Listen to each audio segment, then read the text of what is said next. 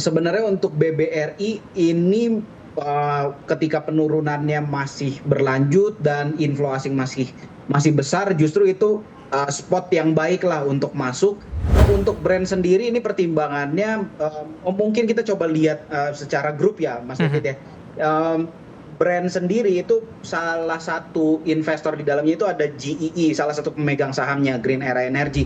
Mmm, Sebenarnya ya untuk jangka menengah lah, balik Mhm. lagi seperti ini Mas David, Ya. September itu, 10 tahun terakhir ISG itu cuma 2 kali hijau di bulan September. Ya. Jadi saya nggak berharap ini akan terjadi dalam waktu dekat nih, Pegas bisa sampai ke Oke. 1.900, tapi setidaknya, itu yang bisa kita lihat nih, Pegas akumulasinya bagus. Baik. Kalau buy on weakness-nya mungkin di level 8.000, Mhm. di level 8.000 saya, di sekitar situlah untuk level buy on weakness-nya menurut saya.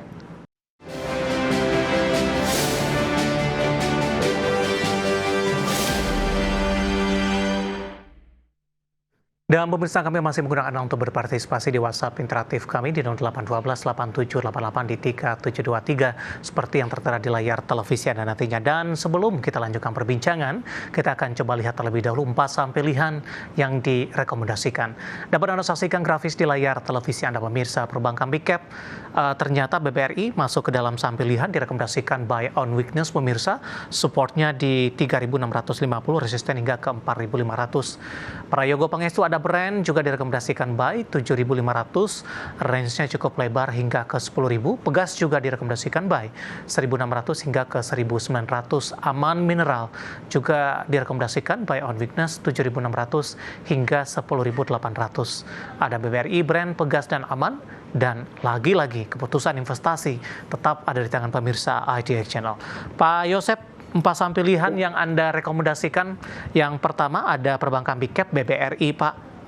Saya akan update posisi penutupan BBRI di sesi kedua hari ini. Tertekan semakin dalam, Pak, level penutupan hari ini, intraday terendah sekaligus. Nah, momentum ini untuk rekomendasi buy on weakness sudah tepat atau mungkin ada beberapa level yang lain yang mungkin direkomendasikan, Pak Yosep? Sebenarnya untuk BBRI ini, ketika penurunannya masih berlanjut dan inflow asing masih besar, justru itu, spot yang baik lah untuk masuk.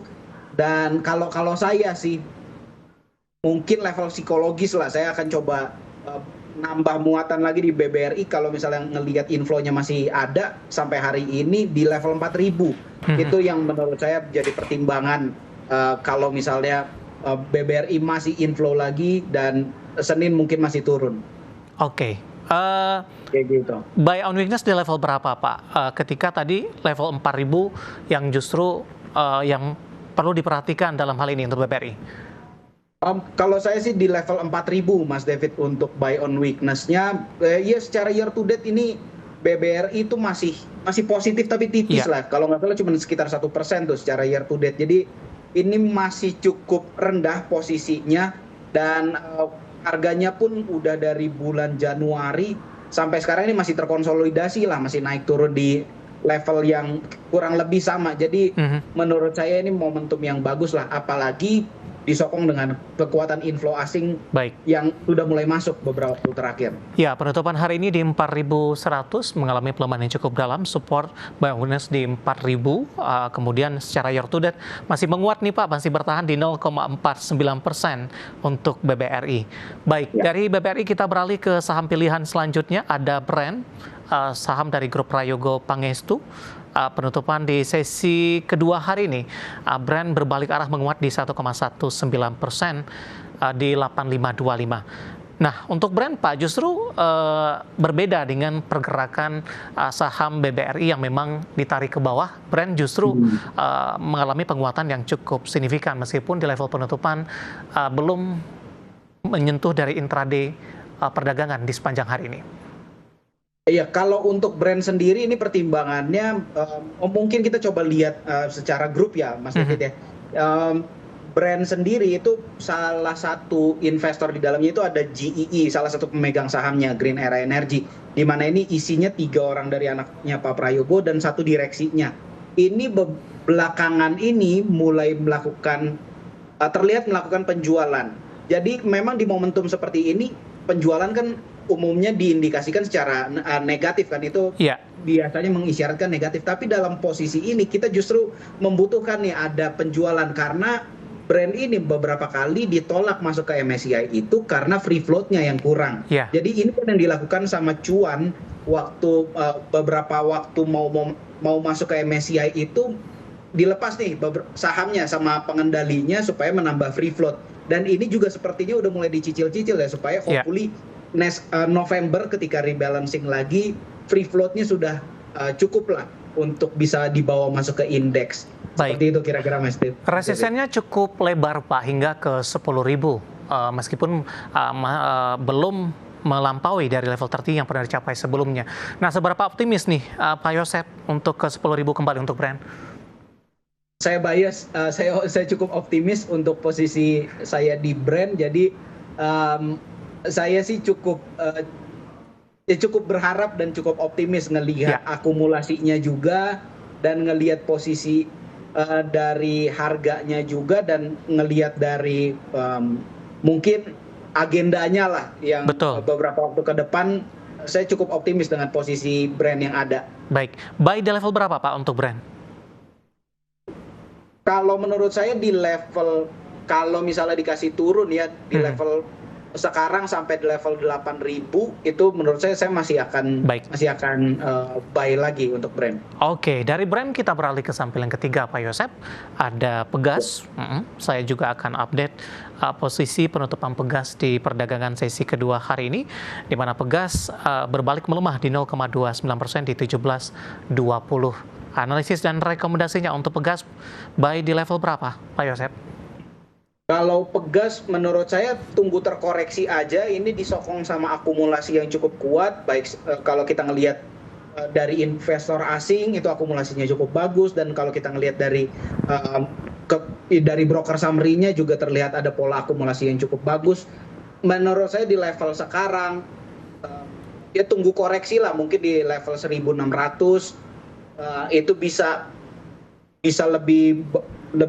bisa dapat barang lebih murah di level 1.600-an, tapi yang saya bisa pastikan di sini ya akumulasinya cukup bagus lah dari investor asing maupun kalau kita lihat secara broker summary. Baik, target tadi di 1.900 ini untuk jangka menengah tidak Pak untuk Pegas?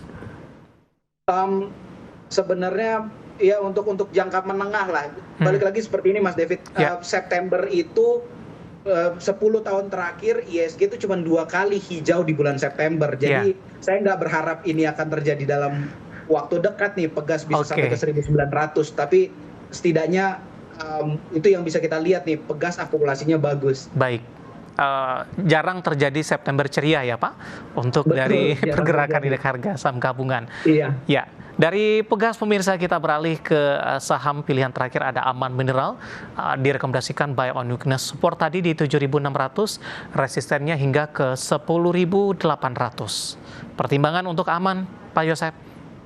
Untuk Aman Mineral sepanjang minggu ini aja akumulasi dari investor asing tuh cukup besar, sekitar 350 miliar untuk akumulasi dari investor asing. Jadi ini harga sahamnya juga terlihat terkonsolidasi, akumulasi dari investor asing cukup besar juga ya.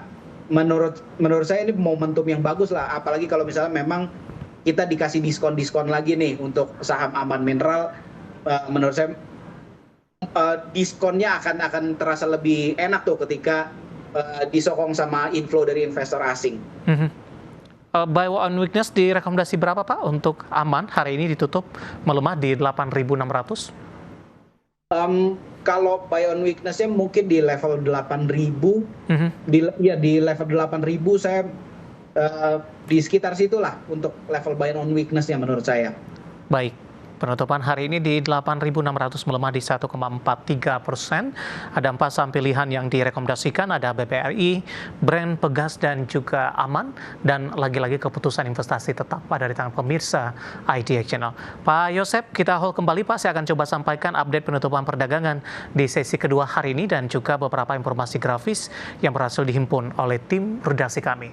Dan pemirsa, di penutupan perdagangan di sesi kedua hari ini, harga saham gabungan ditutup di zona merah, di mana di menit-menit terakhir jelang penutupan indeks harga saham gabungan ditarik ke bawah hingga melemah di 0,40% dan posisi level penutupan hari ini merupakan level intraday terendah di sepanjang perdagangan hari ini. Tepatnya ditutup di 7.858,851. Sebenarnya di sepanjang perdagangan hari ini indeks harga saham gabungan lebih cenderung berkonsolidasi dan sempat menguat ke 7.913 intraday tertinggi hari ini, namun lagi-lagi level 79 belum mampu dipertahankan oleh IHSG. Langsung saja kita ke grafis yang pertama, kita akan coba lihat posisi dari penutupan beberapa indeks lainnya seperti MNC 36, Jakarta Islamic Index dan juga ada LQ45. MNC 36 melemah di 0,60%, Jakarta Islamic Index juga melemah di 0,22%, sementara LQ45 juga mengalami pelemahan di 0,61% pemirsa. Rotasi pergerakan sektoral, grafis selanjutnya transportasi dan logistik mengambil alih puncak pimpinan sektoral dengan menguat di 2,03%, teknologi masih menguat tapi sudah mulai terbatas di 1,54%, kemudian barang baku melemah di 0,39% dan kesehatan melemah di 0,37%. Grafis selanjutnya saham-saham yang hari ini yang masuk ke dalam deretan top gainers pemirsa, ada WIRG ditutup menguat di 220 koin di 1910. Tadi pun juga sempat kita ulas, Astra International menguat ini di 5.725. CDIA juga menguat di 1.485. Kemudian kita beralih ke grafis yang terakhir pemirsa, saham-saham yang hari ini mengalami tekanan yang cukup dalam. Dari perbankan big cap ada BBNI melemah ke 4.390, KLBF melemah di 1.360, WiFi di 2740 dan Jasa Marga juga tertekan di Rp3.310 per sahamnya. Updatean penutupan indeks harga saham gabungan dan semoga bisa menjadi salah satu referensi untuk Anda. Kita akan jeda kembali dan tetap di tempat Anda. Sudah ada beberapa pertanyaan masuk di WhatsApp interaktif kami. Nanti kita akan coba ulas satu persatu. Kami akan segera kembali sesaat lagi.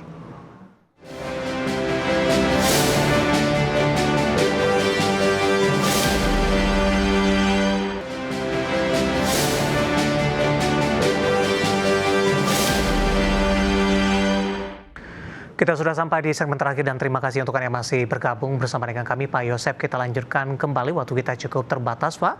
Langsung saja kita ke pertanyaan yang pertama ini dari Malang. Saya akan coba cek untuk saham MFIN, Pak. Kenapa arah berhari-hari dan hari ini anjlok cukup dalam, auto reject bawah sepertinya. Analisis untuk MFIN. Kalau untuk MFIN sendiri ini pertama auto reject atasnya pun nggak ada terlihat akumulasi dan saham ini bisa dibilang kurang liquid. Untuk transaksinya nggak gitu besar, jadi ya perlu berhati-hatilah kalau misalnya mau masuk di saham ini. Kalaupun punya view yang menarik, kalaupun punya view yang sepertinya cukup convincing untuk masuk di saham MFIN, kayaknya nggak dalam waktu dekat lah. Ini tunggu dulu aja koreksi. Oke, dari sisi profil risiko ya Pak, dan lagi-lagi keputusan investasi tetap ada di tangan pemirsa IDX Channel.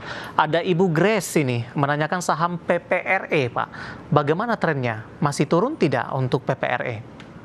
Untuk PPRE sendiri ini akumulasinya memang cukup terlihat lah, ini bahkan sebelum harga sahamnya naik ini udah terlihat ada akumulasi sedikit di sejak awal bulan Agustus tuh. Sejak awal bulan Agustus itu ada akumulasi. Kalaupun misalnya ngelihat posisi sekarang sepertinya tergoda untuk masuk, untuk beberapa waktu terakhir sih udah nggak terlalu besar akumulasinya. Jadi perlu diperhatikan lah posisinya. Kalau menurut saya sih, kalaupun mau masuk di level di level 90-an, level 90 sampai 80 itu Ya, menurut saya level yang cukup oke untuk entry di saham PPRE. baik. Kita beralih ke Malang, Pak Yosep. Ada Bapak Ya. Victor, terima kasih juga sudah bergabung. Menanyakan saham konstruksi ini Pak Adi, mohon supportnya. Apakah sudah direkomendasikan masuk atau tidak? Untuk Adi. Untuk Adi sendiri ini transaksinya nggak terlalu jelas ada akumulasi atau distribusi, cuman secara volume transaksi sih memang perlahan-lahan juga udah mulai besar juga untuk saham Adi.